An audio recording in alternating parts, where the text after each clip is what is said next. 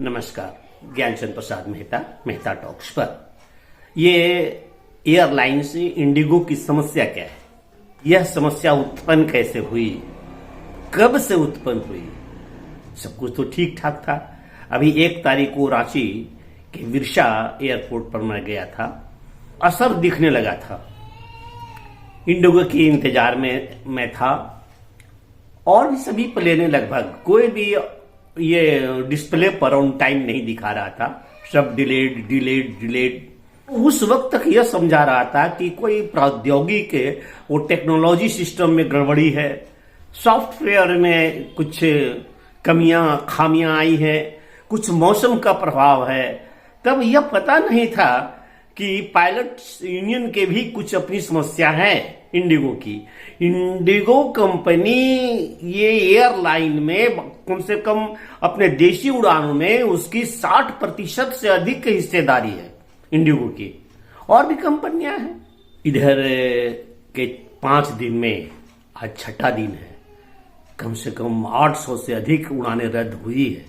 इसके पायलट्स हैं, इनके जो यूनियन है उनके तरफ से क्या दिक्कतें आई है जिनके वजह से ये इंडिगो कंपनी को धड़ाधड़ फ्लाइट्स रद्द करने पड़ रहे हैं या विलंब से चालू कर रखे हैं। कुछ समस्या मूलतः यह है कि जो नियामक संस्था है DGCA, उनका यह कहना है कि सुरक्षित एयर यात्रा के लिए आवश्यक है कि हवाई जहाज के पायलट्स को पर्याप्त आराम दिया जाए, काम के घंटे कम किए जाएं, ताकि स्फूर्ति और पूरे उत्साह में वे अपनी ड्यूटी कर सके विथ वेयर केयरफुली। अब होता था क्या कि पहले की अपेक्षा तो सप्ताह में 36 घंटे विश्राम के घंटे थे, उन्हें बढ़ा करके नागरिक विमानों के संचालन की नियामक संस्था DGCA है, उसने 36 घंटे के विश्राम को बढ़ाकर 48 घंटा कर दिया है।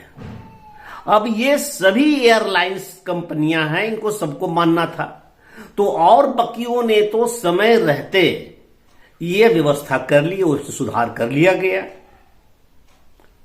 उसके बावजूद भी जो आखिरी डेट थे उस डेट को भी बढ़ा दिया गया कि यह सुधार, इस तरह से पायलट्स को यह सुविधा देने की जो तिथि है वह कुछ दिन और बढ़ाए जाते हैं, कुछ दिन और बढ़ा दिया गया।